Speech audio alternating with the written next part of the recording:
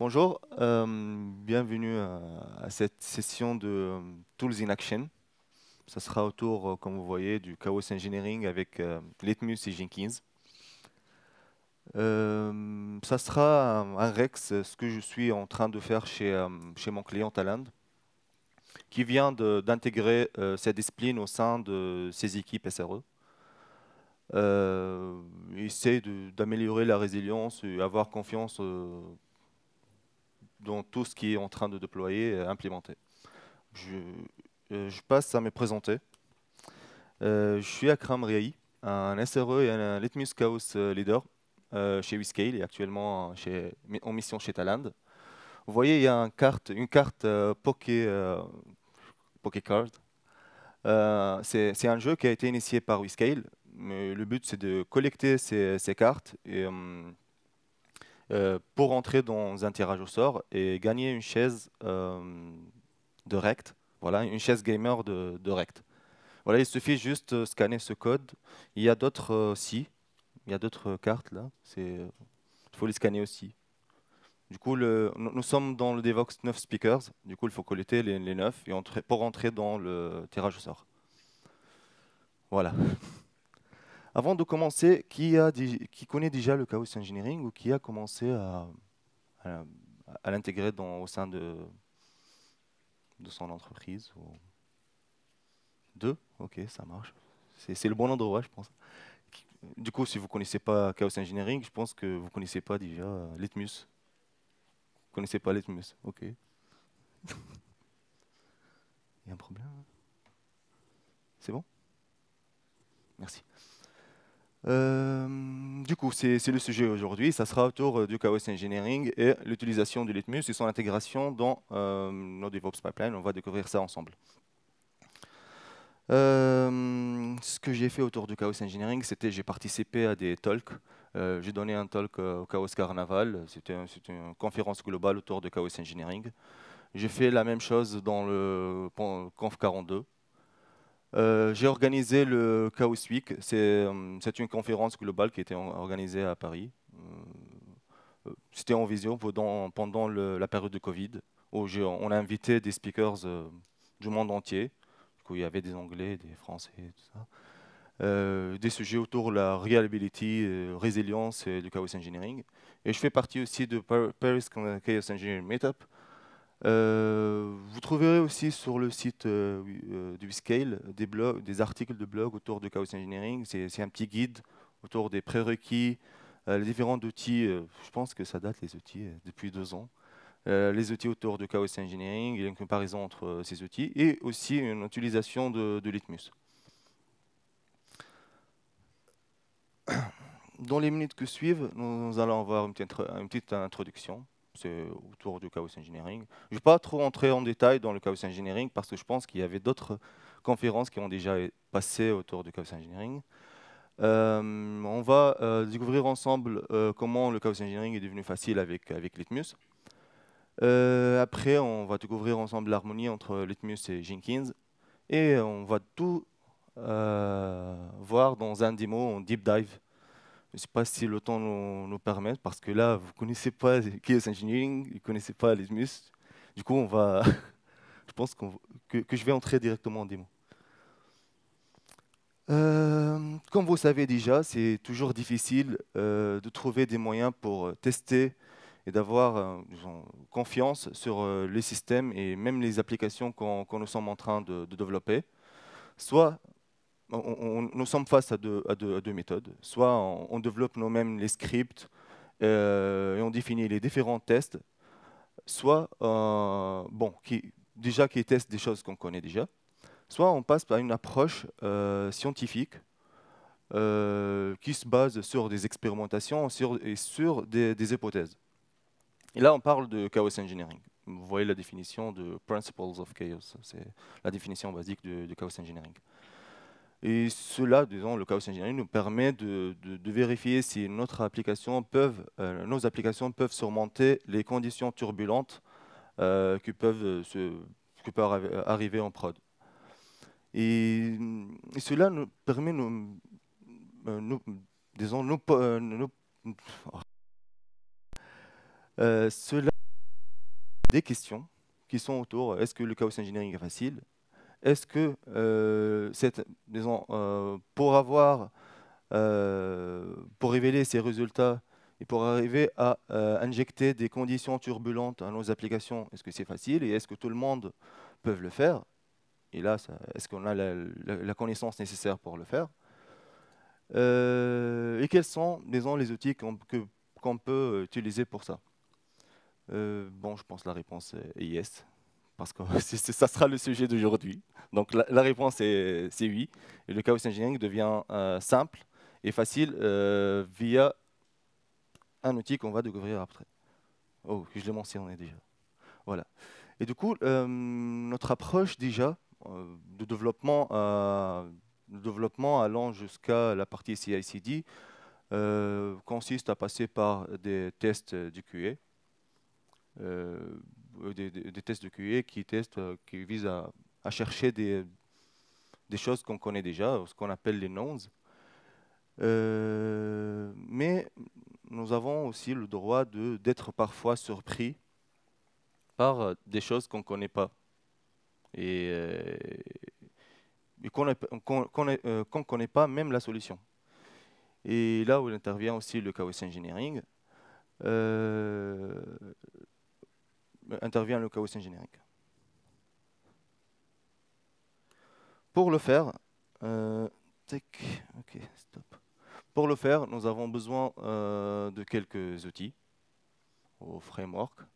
C'est juste, ces outils sont pour le démo. On va les utiliser pour le démo, mais ce n'était pas le cas où, parce que ça dépend de l'environnement où nous sommes. Du coup, ce n'était pas le cas pour Talend. Bon, c'était le cas pour Talend, mais pas tous les outils.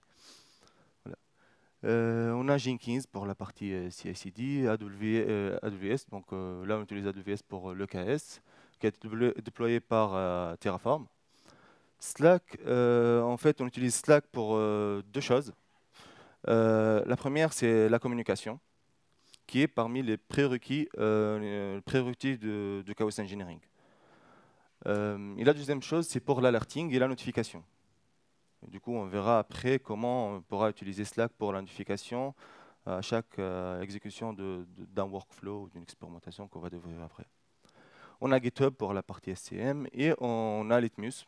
C'est le framework qu'on va utiliser pour faire du chaos engineering et injecter ces conditions turbulentes dans nos applications plutôt. C'est un peu loin. Voilà. Qu'est-ce que Litmus? Litmus Chaos, c'est un framework open source qui a été développé par Mayadata et qui sert à aider les SRE et les développeurs à pratiquer du chaos engineering d'une manière cloud native. Il fournit pas mal de fonctionnalités qu'on va découvrir aussi ensemble après. Il est en incubating project.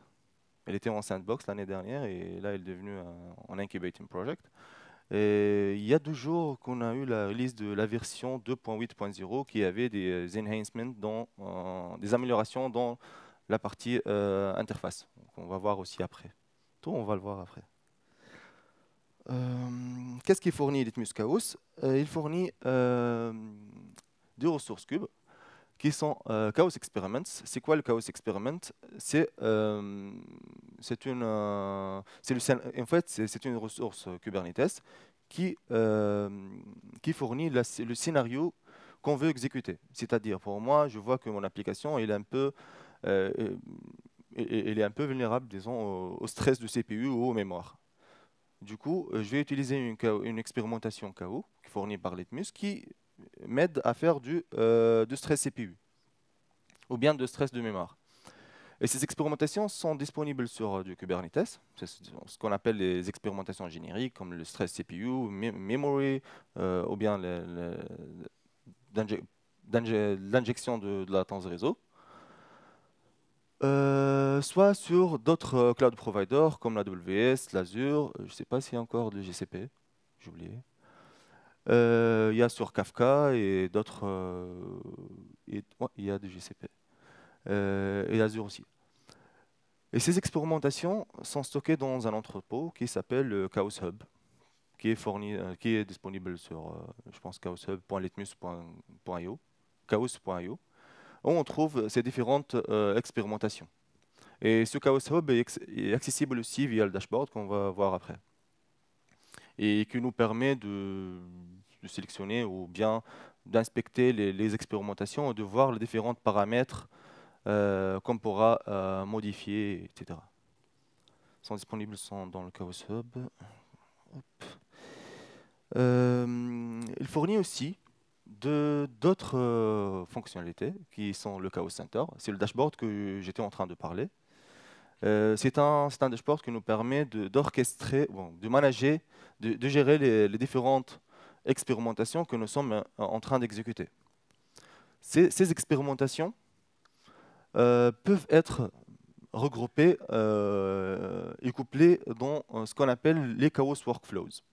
Un Chaos Workflow, c'est une ressource Cube aussi, une ressource Argo, qui permet par exemple, de regrouper deux expérimentations de stress de CPU, stress mémoire, par exemple. Moi, je vois que c'est nécessaire pour moi de créer un workflow avec deux expérimentations qui peuvent stresser mon application en mémoire et en CPU. Et du coup, je crée une ressource workflow et je mets les deux ensemble. On va voir comment peut-on jouer avec ces deux expérimentations. Aussi, ce Chaos Center nous permet aussi de gérer la partie observabilité, on va le découvrir ensemble, et la partie aussi management, gestion des équipes aussi. On va voir après comment peut-on lancer même des expérimentations via ce dashboard. Mais en réalité, chez mon client, je n'utilise pas le dashboard pour lancer ces expérimentations parce que je fais de la code, donc je n'utilise pas trop. Comment peut-on rendre le chaos comment peut le chaos engineering permet les SRE, les développeurs à faire du chaos engineering de manière facile? C'est via une simple, ça c'est pour le démo, hein, c'est pas réellement ça. Euh, c'est c'est une architecture qui est basée sur de l'EKS déployé via Terraform. Et on utilise Jenkins pour la partie CI/CD, comme on a dit. Et Grafana et Prometheus qu'on a déployé et configuré dans un namespace à part, monitoring, qui s'appelle monitoring. Et ça, c'est parmi les prérequis du Chaos Engineering aussi. Et on a Litmus qui est déjà installé dans un namespace aussi, Litmus. Et l'install est disponible sur la doc aussi, il est très simple, soit via une Helm release ou bien c'est soit des manifestes, manifestes cube. Et du coup, le développeur vient modifier son code et crée sa PR, il push ou bien commit. Et là, on aura le commencement du pipeline qui va notifier Slack par. Là, on a notre job qui a commencé, qui va passer à builder l'application et pusher avec un tag dev vers le container registry qu'on a. Par exemple, là, en Docker Hub. Après, on va passer à la partie QA test. C'est la partie classique qu'on utilise pour tester des choses qu'on connaît. QA test, la partie knowns. Là, dans les tests, dans la partie pipeline, vous allez voir EcoTest. Hein. Je ne vais pas entrer dans le QA test. Après, on aura la partie Chaos Engineering. Là, notre application qui est déployée, elle va être mise à jour avec la nouvelle image. Et on aura les manifestes, les workflows qu'on a déjà parlé. Ils vont être appliqués pour injecter les expérimentations qu'on a déjà définies. Là, on aura deux résultats plutôt. Soit l'expérimentation elle passe, c'est-à-dire ce qu'on a défini dans l'expérimentation, l'application a pu survivre le stress de CPU, le stress de mémoire, etc. Ou bien, si elle fail, il y aura un résultat, chaos result, qui sera envoyé au Slack, avec un report, chaos report, avec le résultat qu'on a. Si ça passe, déjà on passe à la partie promotion de l'image, on change le tag et on promeut l'image et la push vers le registry. Et après on passe à une phase de cleanup La phase du cleanup, c'est pour nettoyer ce qui a été créé par Litmus, comme des ressources qu'on n'a pas besoin après. C'est par exemple le workflow. On n'a pas besoin du workflow parce que c'est déjà injecté. Du coup, on le supprime. Les expérimentations, les chaos results aussi, on le supprime. On va voir ça ensemble. Et Slack sera notifié par les tests de QA et les chaos, et un chaos report qui contient les résultats de chaque expérimentation, le nom de l'expérimentation et le résultat de chaque expérimentation.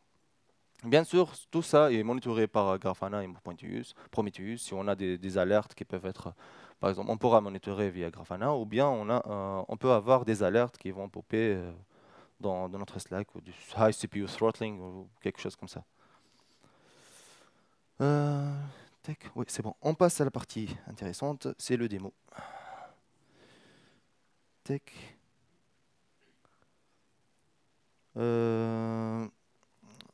Ouais, je vous montre l'application. Voilà, c'est PHP. Je ne sais pas si c'est... Qu'on revoit Hello Chaos Folks from around the world from Devox 2022. Happy to see you.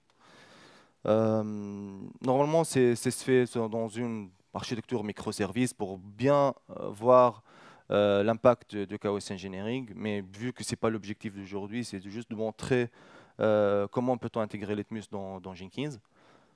Dommage, on pourra avoir 3 heures pour parler de ça. Voilà.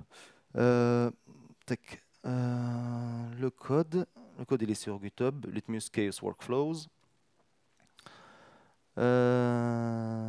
Qu'est-ce que je vais faire? C'est ça.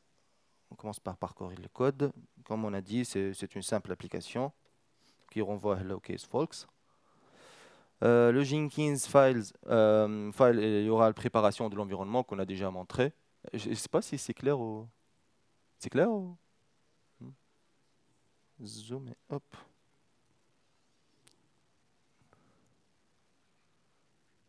Ok. La préparation de l'environnement. Après, on aura un build l'image et le push vers dev. Après, on aura la partie QA test, comme je parlais, et QA testing.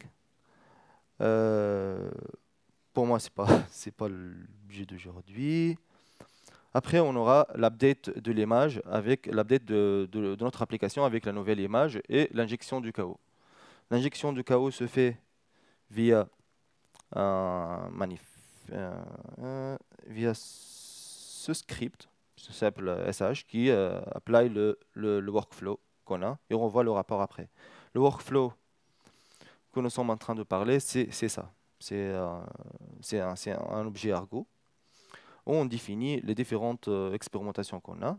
Et il y aura 3 étapes dans cet objet qui vont être lancées, qui sont l'installation de l'expérimentation. Si on part sur l'install de, par exemple, une expérimentation de CPU hogging ou bien de memory, on installe ces expérimentations qu'on a besoin. Après, la définition de l'expérimentation. Après, il y aura un revert pour supprimer les runners. En fait, dans la doc Litmus, ou bien je l'ai fait dans un article aussi, où je détaille l'architecture Litmus et les différentes composants. Du coup, là, on a l'install d'expérimentation. Vous voyez, ce workflow peut être créé à la main et où on peut l'avoir depuis le dashboard Chaos Center, on va le faire ensemble. Et là, on a le pod CPU Hog et c'est là où on définit notre expérimentation. C'est la partie la plus intéressante. Là, par exemple, je vise l'application qui a le label App Chaos Carnival Demo. Et après, je définis les différentes composants nécessaires pour l'expérimentation. Pour moi, la durée du chaos, ça sera 60 secondes, 120 secondes. Et on aura, je vais viser un CPU qui va être affecté. Après, je pourrais définir le container runtime, par exemple le Docker ou containerd, etc. Voilà, après, on va découvrir ces champs depuis le dashboard. Je vais exposer le dashboard en port forward.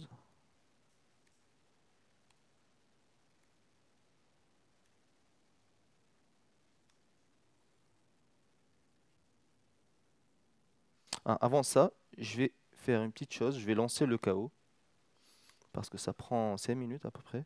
Du coup, je vais changer. Ah merde. Hop.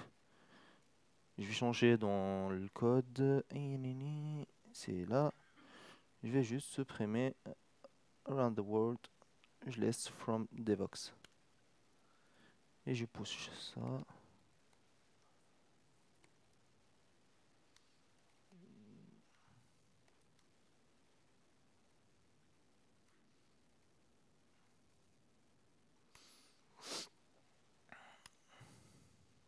Normalement, on aura notre pipeline qui va être triggered.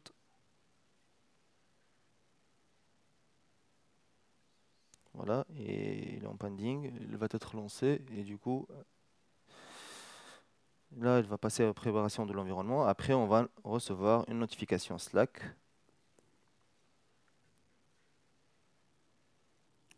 Notification Slack, c'est comme ça, en disant que started. Ok, tic. Là, j'ai exposé le Chaos Center.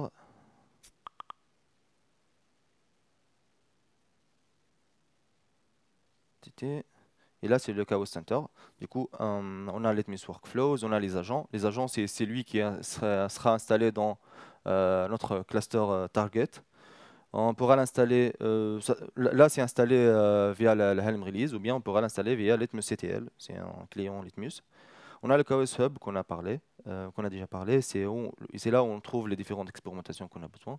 Par exemple, si on prend le Generic Experiments, pod delete par exemple, et on va sur la doc, experiment docs, ok, experiment, voilà, et je vais sur cube, generic, pod chaos, pod delete, et là on trouve les différentes use cases, les prerequisites, et on trouve aussi l'experiment tunable, c'est les variables qu'on peut changer. Vous voyez ici, c'est le total chaos duration, chaos interval, etc. Là, il va updater l'image. C'est top. Revenons au Chaos Center. On a la partie observabilité. Si là on définit, on pourra voir les différents workflows qui ont été exécutés avec les différents états, success ou fail. On pourra aussi avoir des statistiques pour les workflows qui ont succeed ou fail. Et on pourra aussi intégrer créer des dashboards en data sourçant de Prometheus. Par exemple, c'est un dashboard que j'avais créé. C'est un voyage de data source un Prometheus pour monitorer l'application Chaos Carnival Demo. L'intégration, c'est simple. Voilà. On a aussi la partie settings. C'est là où on gère le profil, les différentes équipes. On pourra aussi le gérer de manière GitOps.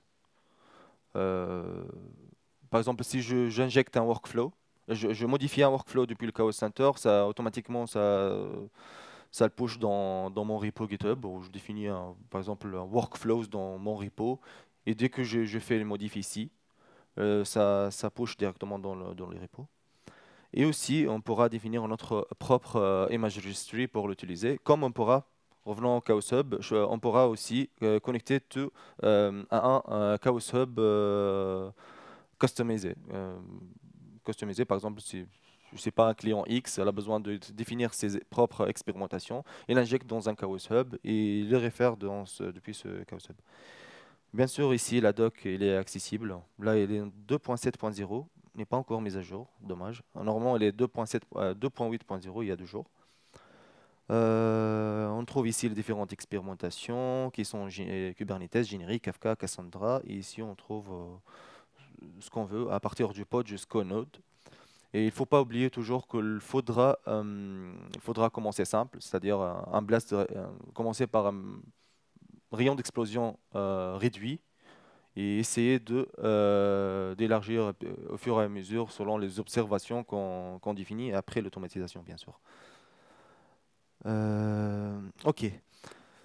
Pour le workflow, avant ça, je vais voir si là, normalement, il est en phase de injection du chaos. Non, on n'a pas encore commencé. Normalement, j'aurai quelque chose qui va popper ici. Pour le workflow. Là déjà, là j'ai exécuté le workflow en apply de manifeste. Vous voyez, j'ai fait un apply de manifeste via Jenkins. C'était le manifeste qui est là. Devox CPU Hog, c'était ce manifeste qui fait cette expérimentation de CPU hogging avec 120 secondes de chaos duration. Et je peux le voir dans mon Chaos Center que ce workflow a été lancé. Là, il est en phase de l'install d'expérimentation, il n'a pas encore commencé. Si je vois dans Jenkins, normalement, voilà, il a commencé, waiting for chaos to finish. Voilà, là, il va commencer à injecter du chaos. Là, il va faire du stress CPU. Voilà, on voit le log dans le Chaos dashboard. Pour avoir ce log d'une façon, parce que ça c'est commun, et jamais si vous l'installez et essayez de lancer des expérimentations depuis ce Chaos Center, parfois les logs vont être perdus. Du coup, il faut désactiver l'option de supprimer les pods après l'exécution du chaos. Disons les pods, les runners et les helpers qui vont faire cette expérimentation. Et aussi, on a le table view. Là, je pourrais voir les résultats. Chaos result, normalement, il est unawaited. Il est unawaited. Là, le verdict, il est unawaited parce qu'on n'en sait pas. Il est encore en exécution. Revenons. Là, c'est intéressant. C'est la création d'un workflow. Là, je vais sélectionner le self-agent. J'ai déjà fait un meetup autour de multi-cloud, c'est-à-dire on a plusieurs agents pour faire du chaos. C'était GCP Azure, Scaleway, pardon. Et là, je pourrais me baser sur des workflows déjà existants, Sockshop, etc. Comme on pourra créer créer nos workflows à partir d'un qui est existant, ou bien créer notre workflow à partir de Chaos Hub, ou bien importer, je drop le YAML qui est là. Ce qu'on va faire, c'est on va se baser sur Litmus Chaos Hub, on va l'appeler Devox Workflow. Là, comme vous voyez, on a une interface pour ajouter les expérimentations. On va faire un memory hogging cette fois-ci. Bon, je ne vais pas l'exécuter parce que ça prend un peu de temps peut-être, je ne sais pas. Et là, on va manipuler ces expérimentations. L'application que je vais targeter se trouve dans le namespace app. Là, je pourrais cibler d'autres namespaces. Pour moi, c'est app. Il s'agit d'un deployment. Et le label, c'est app Chaos Carnival Demo. Après, je passe à la partie définition de steady state ou bien définition de l'état stable de l'application. C'est là où on pourra définir notre SLO et SLI. C'est-à-dire si, par exemple, je fais un memory hogging, si je sais pas, je dis n'importe quoi, je fais un curl sur une telle adresse, il faut qu'elle m'envoie, par exemple, 200 pendant 2 secondes, sinon mon application elle est down et elle ne peut pas supporter, par exemple, le memory hogging. Et là, on a... voilà. Là, on pourra ajouter ce qu'on appelle les probes. C'est la sonde qu'on va utiliser pour ça, par exemple. Test, par exemple. Et on a plusieurs probes, 4 probes qui sont l'HTTP, CMD, KVTS, command, ou bien des prompts QL. Et ces probes peuvent être exécutées soit au moment de l'injection du chaos, soit après, soit avant. Et on pourra définir les différents paramètres pour cette probe. Et là, on définit à la main disons, le résultat, l'URL de la l'URL cible, etc. Et cela, bien sûr, peut être fait via Ascode. Voilà. Mais après, pour moi, la méthode pour initier Litmus, la méthode facile, c'est de passer par le dashboard. Après, on ajuste les variables. Par exemple, là, pour nous, 60 secondes pour la durée, 500 pour la mémoire, etc.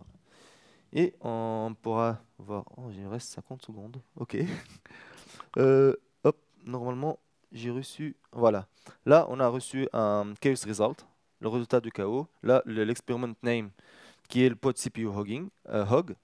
Le verdict, c'était pass. Là, il a passé. L'application a supporté le taux que j'ai donné de stress du CPU.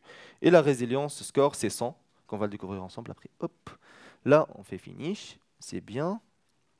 Après, on définit le résilience score. C'est la partie. Pour moi, c'est très important pour moi de faire donner une résilience, un poids pour cette expérimentation. Après, next, schedule now, next. Après, on voit le YAML. Et ce YAML, en fait, qu'on va copier-coller dans notre VS Code ou bien qu'on va pocher après. Vous voyez, c'est simple. Vous voyez le cas où on a 2 expérimentations. Par exemple, là, je vais ajouter une autre expérimentation. Je vais passer rapidos, CPU hogging. Là, ces expérimentations peuvent être exécutées en série, comme je pourrais les faire en parallèle et j'ajoute save change, et j'ajoute une autre expérimentation d'une autre CPU, par exemple, à la fin. Voilà, et comme d'habitude, je pourrais avoir le YAML ou l'éditer depuis le dashboard. Voilà. Tac. Je sais pas, j'aimerais bien avoir plus de temps pour mieux expliquer, mais dommage. Pour le TQAs, comme vous voyez, c'est simple pour injecter des expérimentations du chaos et de faciliter la tâche aux développeurs et des SRE. C'est simple via Litmus. On essaie toujours de rendre le chaos plus automatisé. Plus automatisé, c'est parmi aussi les prérequis de chaos engineering. Après, on le refait et on observe le résultat et au fur et à mesure. Et parmi les prérequis aussi d'améliorer le système d'alerting qu'on a. Et bien sûr, tous ces trois, elles vont certainement nous révéler plusieurs défauts et nous allons rencontrer plusieurs échecs. Commençons par convaincre nos managers à faire du chaos engineering. Parfois, ça peut prendre beaucoup de temps et ça peut être considéré comme échec pour certains. Mais non, il faut continuer parce que c'est important. Et to kiss success, je vais finir par to kiss success, we need to hug failure before. Et j'espère que cette conf vous a plu. Et vous pouvez me trouver sur Twitter à Kram Riai 4. Merci.